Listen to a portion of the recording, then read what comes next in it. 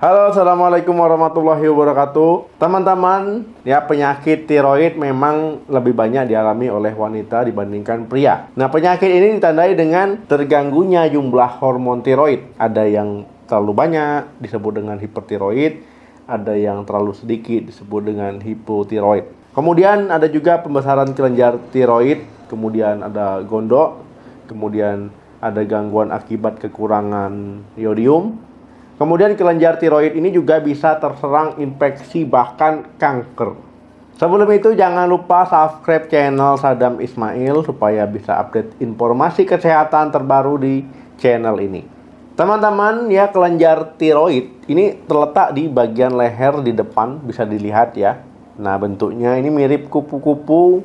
Kemudian kelenjar ini kalau seandainya penyakit tiroid menyerang wanita, itu nggak terdeteksi secara dini, itu biasanya bisa terjadi karena beberapa gejala ini mirip dengan penyakit lain. Jadi gimana membedakannya supaya tahu ini kelenjar tiroid ada masalah atau tidak? Tentu ya harus dilakukan tes ya, tes baik pertama di anamnesa, pemeriksaan fisik ya, pemeriksaan penunjang ya jika diperlukan.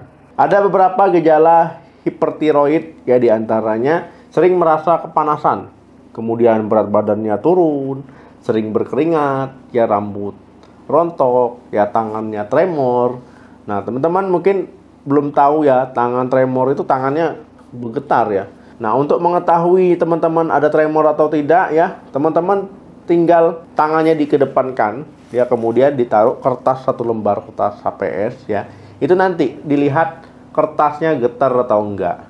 Kalau seandainya getarnya ya halus ya itu nggak apa-apa, tapi kalau getarnya berat ya teman-teman ya sebaiknya dicek. Kemudian detak jantungnya itu biasanya cepat. Untuk gejala hipotiroid ya ini bisa sembelit ataupun susah buang air besar, ya berat badan naik drastis, rambut rontok, kuku rapuh, ya ada gangguan masalah emosional, depresi, ya cepat lelah. Nah, apa bahaya penyakit tiroid pada wanita? Dampak permasalahan tiroid pada wanita ya ini yang pertama itu siklus menstruasi bermasalah. Nah, hormon tiroid ya ini membantu mengendalikan siklus menstruasi pada wanita.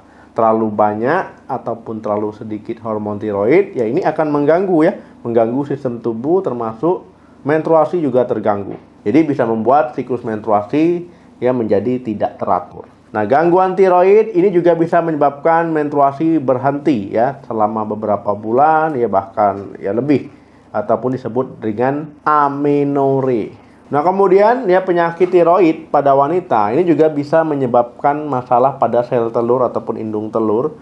Ya ini kalau seandainya berpengaruh ya ini memiliki dampak ya, jadi bisa mengalami menopause dini ataupun menopause sebelum usia yang pada umumnya. Yang kedua, masalah kesuburan. Nah, penyakit tiroid ini bisa menyebabkan masalah kesuburan pada wanita. Karena memang hormon tiroid ini berperan penting ataupun bisa dibilang hormon yang sangat vital pada tubuh kita, termasuk wanita. Kemudian hormon tiroid ya ini bisa mengganggu keseimbangan ya hormon-hormon lain yang mengatur siklus menstruasi, ya ovulasi, sel telur dan sebagainya. Jadi gimana dok cara mengatasi penyakit tiroid pada wanita? Nah, jadi teman-teman perlu melakukan screening, kemudian tes kesehatan ya. Jadi supaya tahu ini masalah tiroidnya ada atau tidak. Nah, kemudian kalau seandainya sudah melakukan screening ataupun tes kesehatan, ya ini ditentukan ya pengobatannya nanti berdasarkan masalah tiroidnya. Misalkan hipertiroid, ya hipotiroid, ataupun masalah tiroid lainnya. Jadi diberikan obat sesuai dengan penyakitnya ataupun penyebabnya. Jadi kalau seandainya hipertiroid diberikan obat anti tiroid ya, hipertiroid. Kemudian kalau seandainya hipotiroid diberikan obat untuk hipotiroid. Jadi disesuaikan dengan masalahnya.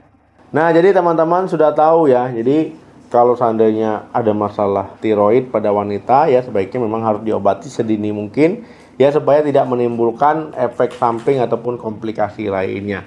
Jadi tetap jalani pola hidup sehat, konsumsi makanan yang sehat ya, hindari makan makanan yang kemasan, kaleng ya, makanan yang asin terlalu banyak, makan makanan yang cepat saji berminyak-minyak. Nah, kemudian teman-teman kalau seandainya ada masalah kesehatan lain, misalkan diabetes, darah tinggi, ataupun penyakit lainnya, ya harus dikontrol ke dokter secara teratur. Oke teman-teman, terima kasih yang sudah nonton video ini sampai habis. Jangan lupa di like, di share. Sampai ketemu lagi di video saya selanjutnya. Salam sehat, sampai jumpa.